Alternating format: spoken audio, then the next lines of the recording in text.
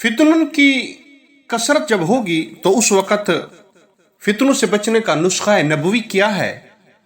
आइए देखते हैं कि मेरे महबूब पैगम्बर सल्लल्लाहु अलैहि वसल्लम इसके मुताल्लिक़ क्या इरशाद फरमा रहे हैं।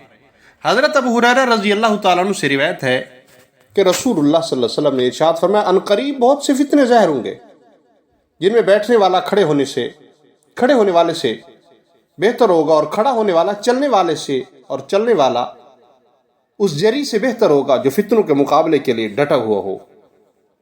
जिनको भी उन फितनों के दौरान कोई पनाहगाह या ठिकाना मुयस्सर आ जाए तो उसे चाहिए उस ठिकाने को इख्तियार कर ले। ये भी बुखारी शरीफ की रिवायत है। मेरे महबूब पैगम्बर सल्लल्लाहु अलैहि वसल्लम ने फितनों से बचने का और बहुत खूबसूरत और बहुत तेज़ बचने का नुस्खा बयान फरमाया।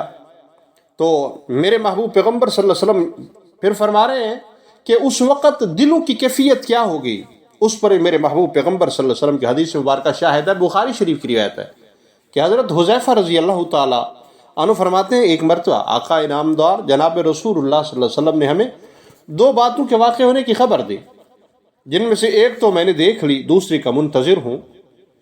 फरमाने लगे, अल्लाह के करीम पैगम्बर सल्लल्लाहु अलैहि वसल्लम ने फरमाया था, बेशक अमानत लोगों के दिलों की गहराई में उतारी गई और फिर कुरान नाज़िल किया गया। चुनांचे उन्होंने कुरान सीखा और फिर सुन्नत की तालीम हासिल की। फिर जनाब रसूलुल्लाह सल्लल्लाहु अलैहि वसल्लम ने इनके उठाए जाने के बारे में फरमाया, एक शख्स सोएगा तो उसके दिल से अमानत उठा ली जाएगी और उसका असर महज स्याही की तरह रह जाएगा। फिर वो सोएगा तो उसके दिल से अमानत की आज़मत उठा ली जाएगी और उसका असर महज आबले की तरह रह जाएगा। जैसे कि कोई अंगारा तुम्हारे पाँव में लग जाए और उस अंगारे की वजह से तुम्हारा पाँव फूल जाए, तुम्हें यह महसूस हो कि उसके अंदर कुछ है लेकिन वो खाली हो। चुनांचे लोगों की ये हालत हो जाएगी कि आपस में मामलात तो करेंगे मगर उनमें से कोई अमानत का हक अदा करने वाला नहीं होगा, खाइन ही होंगे।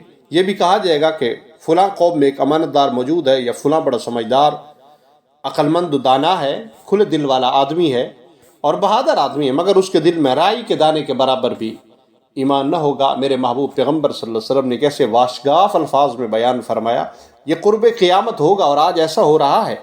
हज़रत हुज़ैफ़ा रज़ी अल्लाह तआला फरमाते, मैंने ऐसा ज़माना भी देखा है कि लोगों के अमानतदार होने की वजह से मुझे ये परवाह नहीं होती थी कि मैं किससे ख़रीदो फ़रोख्त कर रहा हूँ, और अब ऐसा ज़माना है कि मैं चंद लोगों के अलावा किसी से ख़रीदो फ़रोख्त नहीं कर सकता। हम अपने ज़माने में देखें क्या ये अलामत कितनी कसरत से पाई जा रही है।